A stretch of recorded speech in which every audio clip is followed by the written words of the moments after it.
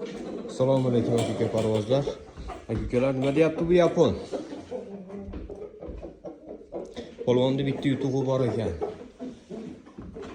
Akamiz aytdi, uka dedi, Liboyga beryapti turib, boshidan bitta tukuni oldirmaydi deb bering.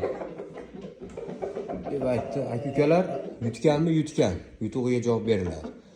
Gapirsa gapirib qo'yib, shumpayib chekada turadigan emasmiz, siz yaxshi bilasizlar. 4 kilo 400, toza yapon aka-ukalar.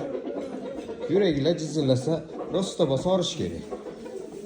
Bo'lmasa bitta zo'r cho'jani olib kelib, bunaqa 4 kilo 400lik. Bu xommas. Bitta yurishib, 3 marta bekorchi bo'lib, o'zini bosib olgan cho'ja.